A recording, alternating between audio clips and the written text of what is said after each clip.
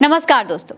Israel और फिलिस्तीन के युद्ध के बीच कई पत्रकार इजराइल की सीमा पर पहुंचकर वहां से कवरेज कर रहे हैं, लेकिन इसी बीच खबर आ रही है कि दक्षिण लेबनान में काम करते समय रॉयटर्स के पत्रकार की इजराइल के हमले से मौत हो गई है। इस्साम अब्दुल्ला नाम के इस जर्नलिस्ट की मौत के साथ 6 और पत्रकारों की घायल होने की खबर भी आई है। रॉयटर्स की खबर के मुताबिक अल जजीरा, AFP और रॉयटर्स के पत्रकार इजराइल की सीमा से सटे लेबनान के दक्षिणी इलाके में काम कर रहे थे। इजरायली बॉर्डर पर इस वक्त हिजबुल्लाह और इजराइल एक दूसरे पर हमला कर रहे हैं। इसी हमले का शिकार ये रॉयटर्स के वीडियो जर्नलिस्ट इस्साम अब्दुल्ला भी हो गए। वहीं लेबनान के प्रधानमंत्री नजीर मिकाती और हिजबुल्लाह ने इस हादसे के लिए इजराइल को दोषी ठहरा दिया है। रॉयटर्स ने अपने एक बयान में कहा है कि ब्रॉडकास्ट के लिए लाइव वीडियो सिग्नल देते समय इस्साम अब्दुल्ला की मौत हो गई।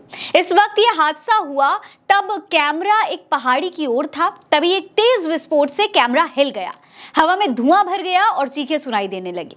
रॉयटर्स ने कहा, हमें यह जानकर काफी दुख है कि हमारे वीडियोग्राफर की हत्या कर दी गई है।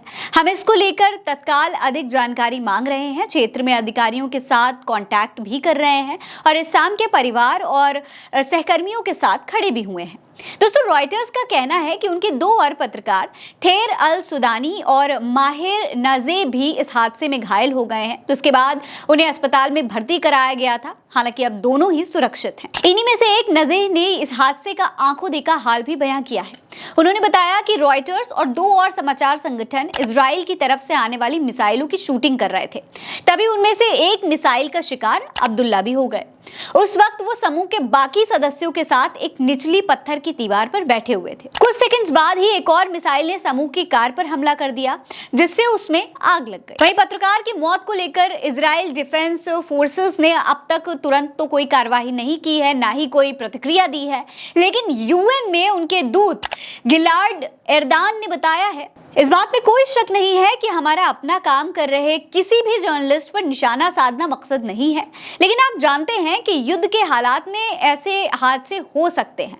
इजराइल इस मामले की जांच कर रहा है। दोस्तों, इसके अलावा अल जजीरा टीवी के 2 पत्रकार और फ्रांस की समाचार एजेंसी AFP के भी 2 पत्रकार घायल हुए हैं। इसके अलावा BBC ने दावा किया है कि इजराइल में उनके पत्रकारों के साथ भी मारपीट की गई। इजरायली पुलिस ने उन्हें अपनी बंदूक की नोक पर रखा और ID कार्ड दिखाने के बावजूद उनके साथ धक्का मुक्की की और मारपीट भी की। इससे पहले गाजा में इजराइल के हमले से कई लोगों के मरने की खबर पहले ही आ चुकी है, हमने आपको खबर भी दिखाई थी। इजराइल पर पूरी दुनिया में प्रतिबंधित व्हाइट फास्फोरस का इस्तेमाल करने का भी आरोप लग चुका है। हालात दिन प्रतिदिन खराब होते ही जा रहे हैं, लेकिन इजराइल का समर्थन करने वाले देशों ने इन हादसों को लेकर अब तक कोई प्रतिक्रिया नहीं दी है।